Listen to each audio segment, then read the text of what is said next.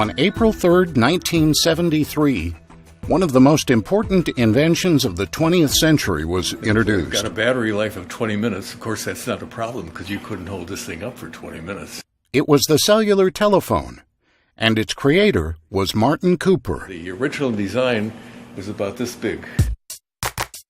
And we called it a shoe phone because it really looked somewhat like a shoe or a boot. People called it the shoe phone. I always called it the Cooper phone because that's where our inspiration came.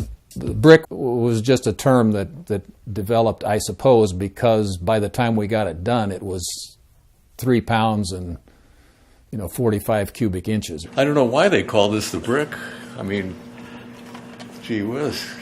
Wouldn't you like to have a phone like this in your pocket? They called it the brick, but look at it now. Now it fits in the palm of your hand. But this was quite a revolution in the early 1970s to have a device that was handheld and could make cell phone calls. It really was so far ahead of its time, and Marty led that development.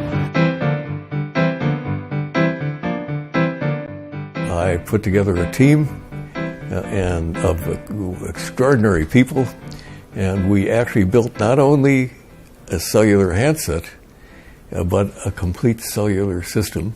The idea in the 1960s and early 70s of carrying around a telephone on you that you could call anybody anytime, anywhere in the world would be revolutionary. It was a wild concept, even at an innovative company like Motorola. But Cooper was a minority of one, overcoming opposition and doubt. You always need someone who's a little bit contrary, who has a vision, and who will be that minority of one and eventually become the majority. At that time, between mid-70s and mid-80s, there were a lot of skeptics, the analysts on Wall Street. There were naysayers even at Motorola. And at Motorola in those days, you had to argue for budget money. And this new technology wasn't the greatest thing to a lot of people whose projects didn't get funded because of it.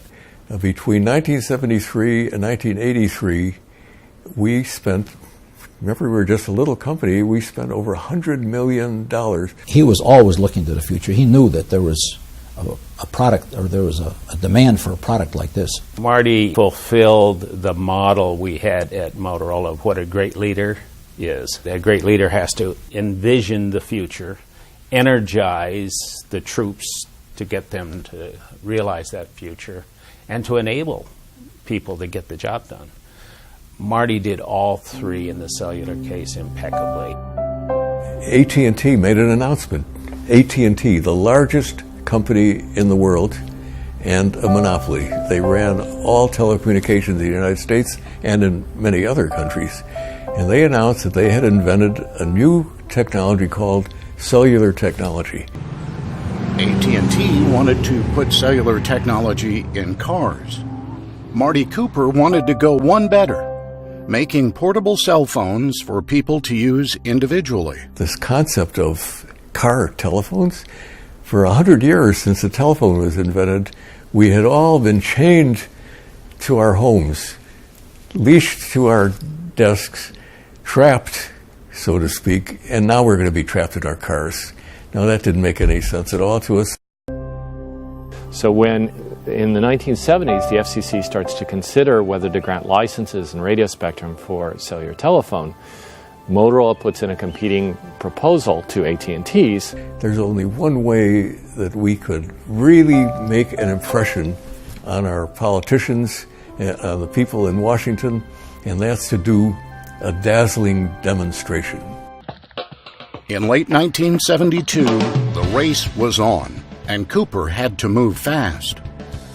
He said, I got a project for you. He said, we're going to have to design a portable telephone. And I said, well, what's a portable telephone? So he picked up his phone and he said, if I took scissors and I cut the cord off and I walked around and I had to do everything that I do with this phone without the cord hooked up, he said, that would be a portable. He said, the real problem is we only have 6 weeks. 6 weeks. not only to design the cell phone, but build the electronics to make it operational. The real haste was to try to get Motorola seen and respected by the FCC so that when they eventually made a decision, they wouldn't have given all the business to the telephone company. And what more dazzling could there be when everybody is talking about this future technology to actually demonstrate it? On April 3rd, 1973, on a street corner in Midtown Manhattan, the first cellular phone call ever made changed the course of history, unveiling one of the most important inventions of the 20th century. And that call was made to Cooper's arch-rival at AT&T. I had to decide who I was going to call, and at that moment, spontaneously, I thought about, I ought to call Joel Engel. Joel is a very bright guy, and he managed the AT&T program. I just took a chance and called him, and guess what? He answered the phone. At that time, when you made a phone call, you were calling a place. Now, when you call somebody's cell phone, you expect them to answer. Joel Engel answered. I was thrilled. I said, Joel, I'm calling you from a cell phone, but a real cell phone, a handheld, personal, portable cell phone. And there was kind of silence on the other end of the line. It took another 10 years for Motorola to convince the Federal Communications Commission to approve a license for its cell phone, breaking the AT&T monopoly. It happened at the White House. In 1983, Bob Galvin, the CEO of Motorola, gave an impromptu demonstration to Vice President George H.W. Bush and President Ronald Reagan. So he said, what is this? I said, that is a portable telephone.